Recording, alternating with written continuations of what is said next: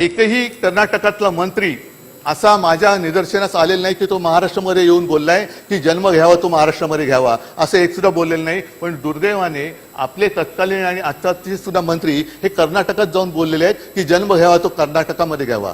असे जर का राज्यकर्ते महाराष्ट्रामध्ये असतील तर आपण किंवा त्या वादग्रस्त कर्नाटक व्याप्त महाराष्ट्रातल्या जनतेने न्यायाची अपेक्षा कोणाकडनं करायची? चंद्रकांत दादा म्हणतात जन्म घ्यावा तर कर्नाटकामध्येच. हुट्टिदरे कन्नड थांबा, जीभ अडकली तर माफ करा. हुट्टिदरे कन्नड नल्ली हुट्टू बेकू या गाण्याचे बोल म्हटले. हे काय कोणाकडनं हे करणार? काय ठराव तरी तुम्ही काय करणार आहात? माझं मत आहे हा ठराव असाच असला पाहिजे की जोपर्यंत हा विषय सर्वोच्च न्यायालयात प्रलंबित आहे तोपर्यंत हा सगळा कर्नाटक व्याप्त महाराष्ट्र हा केंद्रशासित झालाच पाहिजे. ही मागणी या ठरावाद्वारे आपण केली पाहिजे आणि विधिमंडळाकडनं केंद्राकडे पाठवली पाहिजे. केंद्रशासित करा प्रदेश.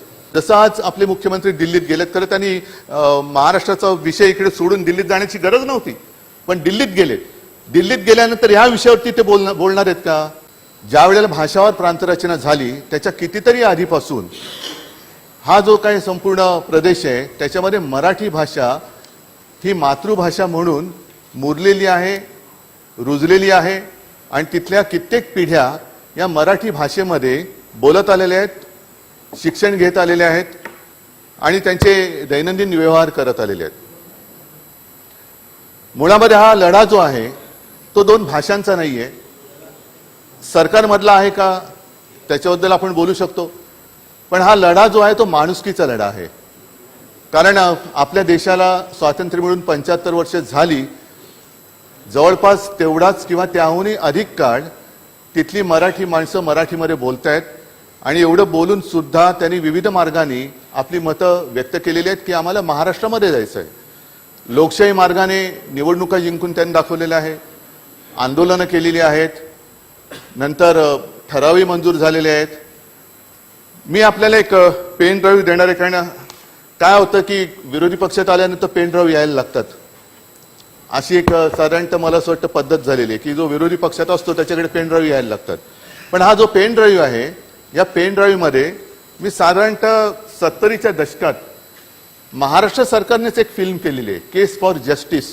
ती फिल्म मी मुद्दामून आणलेली आहे. या फिल्मचा जो एक उद्देश होता तो उद्देश अत्यंत स्पष्ट आहे. साधारणतः 18व्या शतकापासून तिकडे मराठी भाषा कशी वापरत आहे, मग जुन्या पाट्या त्याच्यामध्ये आहेत, जुने काही प्रशासकीय कामकाजाचे कागद जे मराठीमध्ये आहेत, इतर आणखीन काही महिला मंडळ कशी मराठीमध्ये होती, शाळा कशा मराठीमधल्या होत्या, इतर जी काही संस्था आहेत त्या कशा मराठीमधल्या, ह्याचे सगळे पुरावे त्याच्यामध्ये आहेत. परंतु ती जी फिल्म आहे त्याच्यात अर्ध्या भागामध्ये ऑडिओच नाहीये.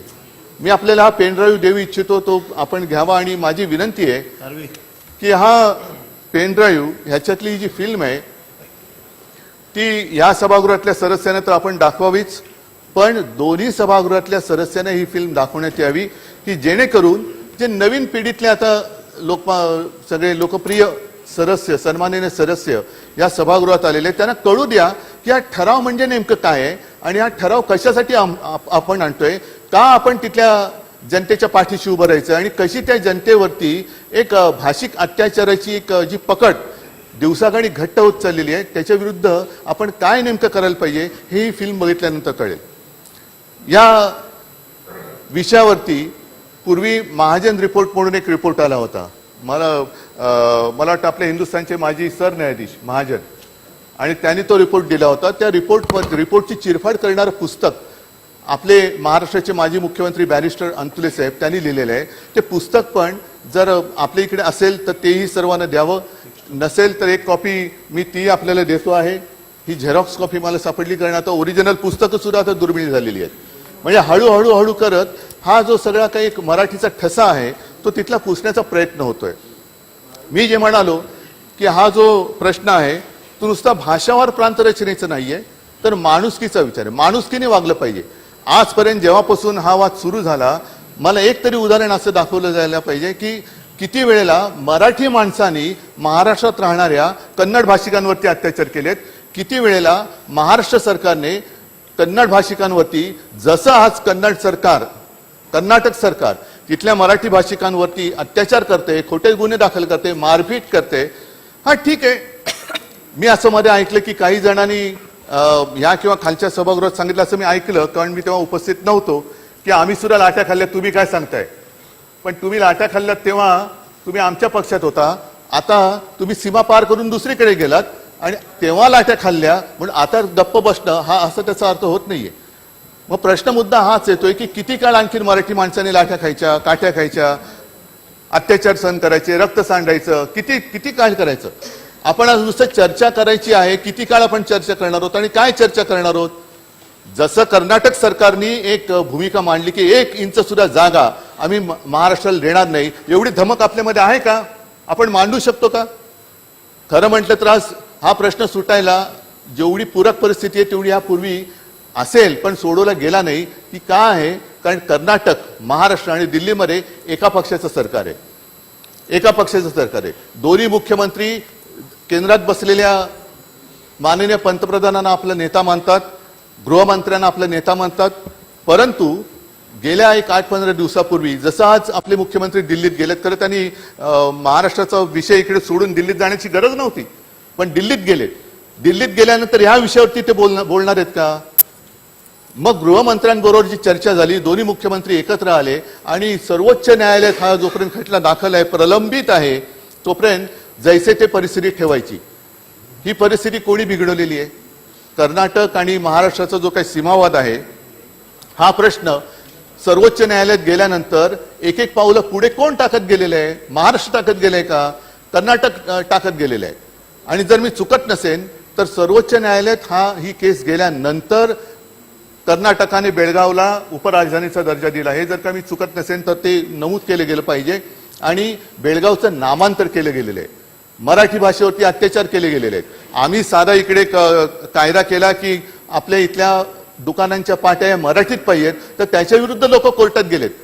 पण तिकडे मराठीमध्ये पाटी लावली किंवा मराठीमध्ये बोललं, महाराष्ट्रात जायचं बोललं तर राजद्रोहाचा गुन्हा दाखल केला जातो. कुठे आहेत आपण? एका देशातली 2 राज्य असल्यानंतर ह्या तंटा सोडवण्याची जबाबदारी आहे कोणाची? केंद्र सरकार पालक म्हणून पालकासारखं वागतंय का? सर्वोच्च न्यायालयात खटला दाखल केल्यानंतर आपल्या सरकारकडनं ज्या आग्रहीपणाने कर्नाटक सरकार भूमिका मांडते तशी भूमिका आपलं सरकार मांडताय का? आम्ही होतो ठीक आहे, आम्ही काय केलं, तुम्ही काय केलंय हे ठेवा बाजूला, आपण काय करणार आहोत हा आजचा महत्वाचा प्रश्न आहे. आणि माणुसकीचा प्रश्न जो बोललो तो हाच आहे की शिवसेनेने एक प्रयत्न केला होता. नाथाभाऊ आपण म्हणाले की हा ठराव शिवसेनेतर्फे आहे, कारण आहे आमचा सगळ्यांचा जिव्हाळ्याचा प्रश्न आहे. 69 साली ज्या वेळेला सीमावादावरनं एक आंदोलन पेटलं होतं, मी त्या आंदोलनात सहभागी नव्हतो. मी उगाच सांगणार नाही मी बाबरीच्या आंदोलनात होतो, या आंदोलनात होतो, मग गोळ्या कशा जाताना पाहिल्या. आणि पण त्या वेळेला ती जी घटना घडली तेव्हा मी तिकडे माझ्या आईसह उपस्थित होतो. प्रसंग काय होता की तेव्हाचे उपपंतप्रधान मोरारजीभाई देसाई हे मुंबईत येणार होते. माहीमचा तो नाका आहे चर्चचा, तिकडे त्यांची गाडी थांबवली जाणार, ती थांबणार होती. एक सीमावासियांकडनं एक निवेदन त्यांना दिलं जाणार होतं आणि ते घेऊन मग ते निवेदन घडी करून खिशात टाकून ते जाणार होते. प्रत्यक्षात काय घडलं? मोरारजी देसाई आले, पण बेगुमानपणाने ते त्यांची तर गाडी गेलीच, पण पायलट कार वगैरे दणा सगळं बाजूला करत उडवून, मग त्याच्यात एक आपलं फोटोग्राफर जखमी झाला. एका शिवसैनिकाच्या पोटावरनं गाडीचं चाक गेलं आणि अचानक तुफान लाठी हल्ला सुरू झाला, दगडफेक सुरू झाली, अश्रुधूर सुरू झाले. आणि त्याच्यानंतर त्याच पहाटे माननीय शिवसेना प्रमुखांना अटक झाली. 3 महिने शिवसेना प्रमुख त्यांच्यासोबत मनोहर जोशी, दत्तजी साळवी हे येरवड्याच्या तुरुंगात होते. अनेक शिवसैनिकांची धरपकड झाली. खटला चालू राहिला. मुंबई जळत होती, 10 दिवस मुंबई जळत होती. पोलीस आणले, मिलिटरी आणण्याचा प्रयत्न झाला, पण मुंबई काही शांत होत नव्हती. माननीय शिवसेना प्रमुखांनी त्यावेळेला तुरुंगातून आवाहन केलं आणि एका क्षणात मुंबई शांत झाली. हे मी का सांगतोय की शिवसेना आणि हा सीमा प्रश्न त्यावेळेला तिथले जे सगळे नेते होते, बाबूराव ठाकूर होते, सायनाक होते, आणखीन काही मंडळी होती, ती यायची, आमच्या घरी बैठका व्हायच्या, मग विविध प्रकारे त्याच्यावरती चर्चा व्हायची. हे लहानपणापासून मी ऐकत मी इथपर्यंत आलेलो आहे. म्हणजे जवळपास त्याच विषयाला आता 50 वर्ष होऊन गेली. 50 वर्ष हे विविध मार्गाने सगळं सांगतायत. आणि त्या पलीकडे जाऊन मी सांगतो की हे जरी सत्य असलं तरी त्याच सुमारास मुद्दामून शिवसेना प्रमुखाने एक प्रयत्न असा केला होता की जनरल करिअप्पा, किती जणांना त्यांचं नाव माहिती असेल कल्पना नाही, पण जनरल करिअप्पा आपल्या देशाचे एक सैनिक, त्यांना शिवसेनेने कर्नाटकातले ते असून सुद्धा हा प्रश्न सोडवण्यासाठी की आमचं तुमचं एक भाषेचं भांडण नाहीये, त्यांना शिवसेनेतर्फे उमेदवारी दिली होती. म्हणजे हा एक प्रकार आम्ही प्रयत्न करून पाहिला होता. आणि जनरल करियप्पांबद्दल मला मुद्दामून सांगायचं वाटतं की जनरल करियप्पा हे जनरल म्हटल्यानंतर सैन्यामध्ये होतेच, पण त्यांचा मुलगा सुद्धा सैन्यात होता आणि तो मुलगा तिकडे पाकिस्तानमध्ये युद्धबंदी होता. जेव्हा हे कळलं की इकडे हे जनरल होते तेव्हा त्यांना असं सांगण्यात आलं की तुमच्या मुलाला आम्ही सोडून देतो. तेव्हा करियप्पाने त्यांना सांगितलं की नाही, केवळ माझा मुलगा आहे म्हणून त्याला सोडायचं नाही, तो भारताचा सैनिक आहे. जसं तुम्ही ज्या वेळेला इतर सैनिकांना सोडाल त्याच वेळेला माझा मुलगा सुटला पाहिजे. म्हणजे ही देशभावना ही कर्नाटकातल्या लोकांमध्ये सुद्धा आहे, त्याचा आम्ही आदर करतो. पण आता हे जे काही सगळं चाललेलं आहे हे काय चाललेलं आहे, आम्ही 1 इंच सुद्धा जागा देणार नाही, ही कौरवी वृत्ती आली कशी? आणि ही ज्या मुख्यमंत्र्यांनी बोलले ते मुख्यमंत्री ज्या पक्षाचे आहेत त्यांचे नेते तिकडे काय करतायत? महाराष्ट्रातल्या नेत्यांवरती आम्ही कारवाई करू, काय मोगलाई आलेली आहे? महाराष्ट्राला 1 इंच सुद्धा जागा देणार नाही. संजय राऊत हे चीनचे एजंट आहेत. कोणी कसा शोध लावला तुम्ही? चीनचे एजंट. म्हणजे आम्ही महाराष्ट्रातली 1 इंच सुद्धा, कर्नाटकातली 1 इंच आम्हाला 1 इंच नकोच आहे, आमची जागा आम्हाला पाहिजे. जी आमची जागा आम्हाला तुम्ही घेतलेली आहे त्या महाजनांनी एक काहीतरी ती लाईन मारली, त्याच्याबद्दल सुद्धा त्या केस फॉर जस्टिसमध्ये व्यवस्थित लिहिलेलं आहे की कसा कसा अत्याचार झालेला आहे, अन्याय झालेला आहे. ती कोणती गावं तिकडे 60% 70% ही लोकसंख्या मराठी भाषिक असताना सुद्धा कर्नाटकात टाकली गेली. हे सगळं त्याच्यात दिलेलं आहे. पण हे नुसतं आपण ऐकत चाललंय. कर्नाटक पुढे चाललेलं आहे, विधानसौधा बांधते, उपराजधानी करते, बेळगावी करते, काही त्याच्यातनं निष्पन्न निघेल असं वाटत नाहीये. आणि खरंच आपल्याला या विषयामध्ये काही सोडवणूक करण्याच्या दृष्टीने पावलं टाकण्याची हिंमत आहे का?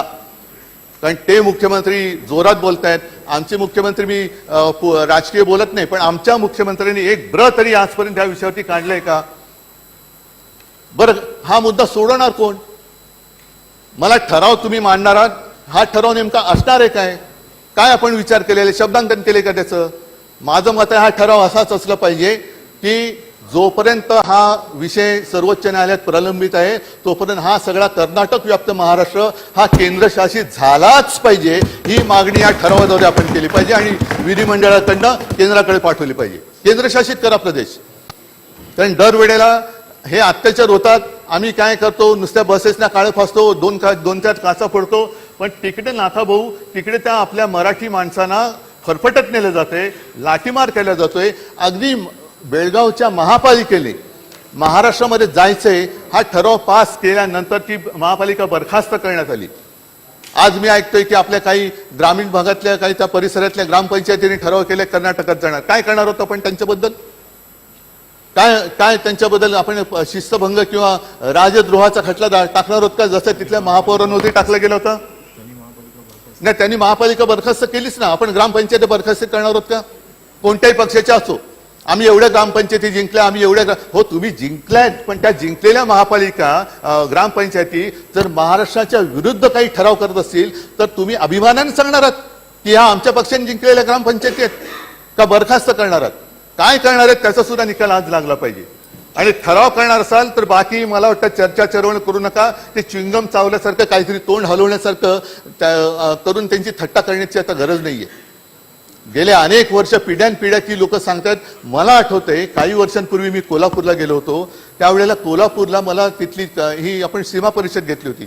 लहान लहान मुलं येऊन त्यांनी 1-2 मुलांनी मला मिठ्या मारल्या होत्या आणि सांगले की आम्हाला वाचवा, आम्हाला कानडी शिकायची नाही, आम्ही मराठी आहोत, आम्हाला मराठी भाषा शिकायची आहे. त्यांना मराठीमध्ये शिक्षण नाकारलं जाते. रोजचे व्यवहार आहेत ते मराठीमध्ये नाकारले जातात. हे जर का आम्ही मागणी केली, ही जर मागणी आम्ही केली तर संपूर्ण देश आमच्यावरती तुटून पडेल की तुम्ही भाषिक आहात, तुम्ही प्रांतीय आहात, तुम्ही अमुक आहात, तुम्ही तमुक आहात. पण कर्नाटकाबद्दल काय, कर्नाटक ह्या देशाचं राज्य आहे की नाही? जर सर्वोच्च न्यायालयाचा निकाल आम्हाला बंधनकारक आहे तर कर्नाटकाला तो आहे की नाही? आणि सर्वोच्च न्यायालयात हा विषय प्रलंबित असताना जे कर्नाटक सरकार, बरं त्याच्यामध्ये एक विशेष, राज्य पक्ष सरकार कोणाचंही असो या प्रश्नाबद्दल ते एकजुटीने उभे राहतात. हे त्यांच्याकडनं आपण शिकण्यासारखी गोष्ट आहे, आपल्याकडे शिकण्यासारखी गोष्ट आहे. आणि मला अजूनही एकही कर्नाटकातला मंत्री असा माझ्या निदर्शनास आलेला नाही की तो महाराष्ट्रामध्ये येऊन बोललाय की जन्म घ्यावा तो महाराष्ट्रामध्ये घ्यावा, असं एक सुद्धा बोललेलं नाही. पण दुर्दैवाने आपले तत्कालीन आणि आजचे सुद्धा मंत्री हे कर्नाटकात जाऊन बोललेले आहेत की जन्म घ्यावा तो कर्नाटकामध्ये घ्यावा.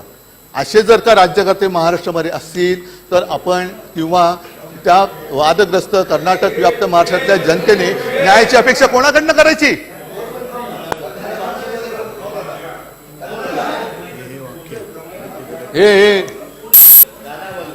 हे चंद्रकांत दादा म्हणतात जन्म घ्यावा तर कर्नाटकामध्येच. हुट्टीदरे कन्नड थांबा, जीभ अडकली तर माफ करा. हुट्टीदरे कन्नड नल्ली हुट्टू बेकू या गाण्याचे बोल म्हटले. हे काय कोणाकडनं हे करणार? काय ठराव तरी तुम्ही काय करणार आहात? पण आजच हे कर्नाटक सरकार का पेटलेलं आहे? याचं कारण असं की जी एक चर्चा आणखीन या सभागृहात व्हायला पाहिजे होती ती म्हणजे जर आपण आपले आदर्श त्यांचा अपमान आपल्या राज्यातच व्हायला लागला आणि आपण ते मुकाटपणाने गप्प राहून जर का बघत बसलो तर इतर राज्य ही आपलं राज्य तोडणार नाही तर काय करणार?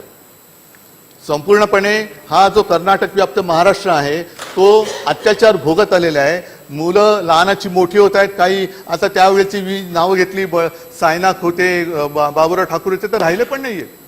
अनेक लोक मोठी होऊन निघून गेली आणि हळूहळू हळूहळू करत ती महाराष्ट्र एकीकरण समिती सुद्धा फुटली. त्यांचा आता संयम तुटत चाललेला आहे, धीर खचत चाललेला आहे. पण आज नाही तर कधीच नाही ह्या एका जिद्दीने आपण जर का उभे राहिलो नाही तर मला वाटतं नुसती ही बडबड, माफ करा करायची हा शब्द असंसदीय होईल, पण बडबड करण्यामध्ये अर्थ नाहीये. जर ठराव करणार असेल तर हाच ठराव झाला पाहिजे की जोपर्यंत सर्वोच्च न्यायालयामध्ये या विषयाचा निकाल लागत नाही तोपर्यंत हा संपूर्ण भाग केंद्रशासित झाला पाहिजे. कानडीचा अत्याचार हा तिकडे थांबलाच पाहिजे आणि संपूर्ण प्रशासन जे आहे ते केंद्र सरकारने ताब्यात घेऊन आता केंद्र सरकार पालक म्हणून वागेल अशी एक अपेक्षा करतो. आणि मला असं वाटतं सर्वांचं जर एकमत असेल तर ही फिल्म त्यांना दाखवा. तो महाजन रिपोर्ट त्याचं जे काय अंतुलेने चिरफाड केली ती सुद्धा दाखवा. नाही, सगळेच महाजन तसे असतात असं माझं म्हणणं नाहीये. सगळेच महाजन महाराष्ट्र द्वेष्टे असतात असं माझं म्हणणं नाहीये. काही महाजन हे महाराष्ट्र द्वेष्टे होते, काही महाजन आहेत की नाही याचा शोध लागू शकतो, पण सगळे महाजन हे महाराष्ट्र द्वेष्टे असतात असं माझं म्हणणं नाही. महाजन आयोग